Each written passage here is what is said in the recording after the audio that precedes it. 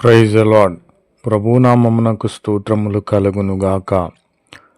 ఈరోజు పాఠ్యాంశము యేసుక్రీస్తు ప్రభు అయిన దేవుడు మనకు వెలుగు అనుగ్రహించి ఉన్నాడు.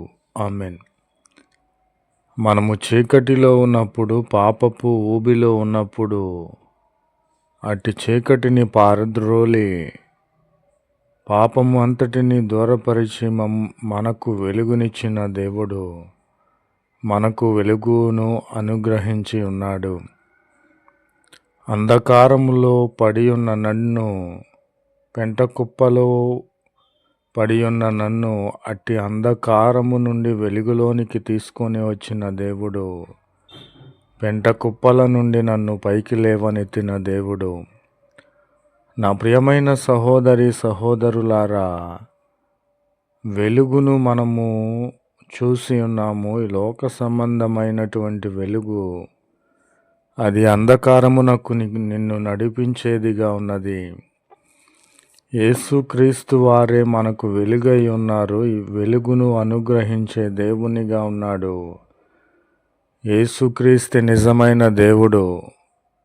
ఈయన మనకు వెలుగై ఉండినప్పుడు మన త్రోవలలోని చీకటి అంతటిని పారద్రోలి మన మార్గములలోని ఎత్తు పల్లములను సరిచేసి సరళము చేసి మనలను వెలుగుమయముగా మార్చే దేవునిగా ఉన్నాడు. నా ప్రియమైన సహోదరి సహోదరులారా, ఈయన వెలుగై ఉన్నాడు, లోకరక్షకుడై ఉన్నాడు. ఈయనను నమ్ముకొని ఎడల మన జీవితము వెలుగుమయముగా మారుతుంది. ఈయన తప్ప వేరొక దేవుడు లేడు.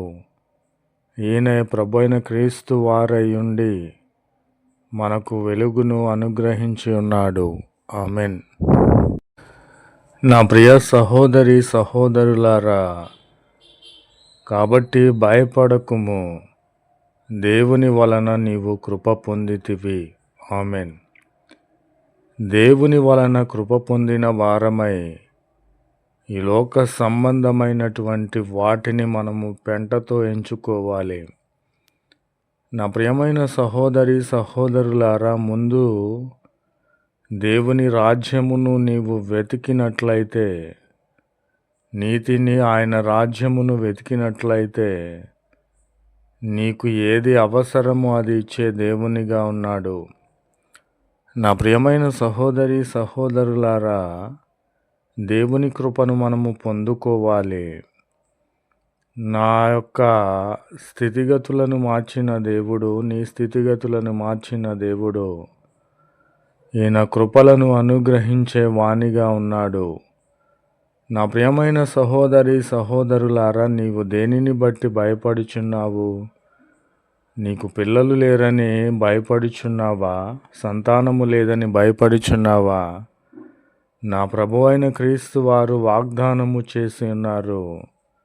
ఆయన కృపను బట్టి నీవు, ఆయన యొక్క దయను బట్టి నీవు కృప పొంది ఉన్నావు.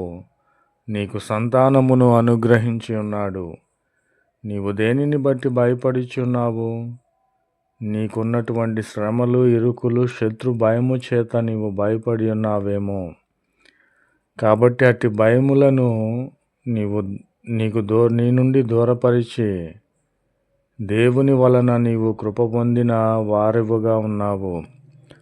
నా ప్రియమైన సహోదరి సహోదరులారా, మనము భయపడాల్సిన అవసరం లేదు. ప్రతి విషయమై మనకు సహాయము చేసి మన భయములను తొలగించి మనకు కృపలను ఇచ్చే దేవునిగా ఉన్నాడు. ప్రభునామమునకు స్తోత్రములు కలుగునుగాక. ఆమేన్. నా ప్రియ సహోదరి సహోదరులారా, మనము భయపడాల్సిన అవసరము లేదు. యేసు క్రీస్తే మనకు వెలుగును అనుగ్రహించి ఉన్నాడు. దేవుని వలన మనము కృప పొందితిమి గనుక ప్రభు అయిన క్రీస్తు వారే లోకరక్షకుడే మన యొద్దకు వచ్చి నన్ను ఆశీర్వదించబోచున్నాడు. ఆమేన్. నీ యొద్దకు వచ్చి నిన్ను ఆశీర్వదిస్తానని ప్రభువైన క్రీస్తు వారు వాగ్దానము చేసి ఉన్నారు.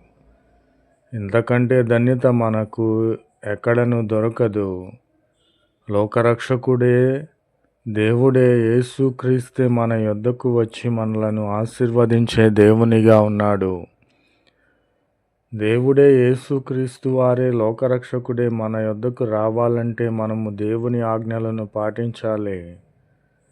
దేవునితో మనము అంటుకట్టబడాలి.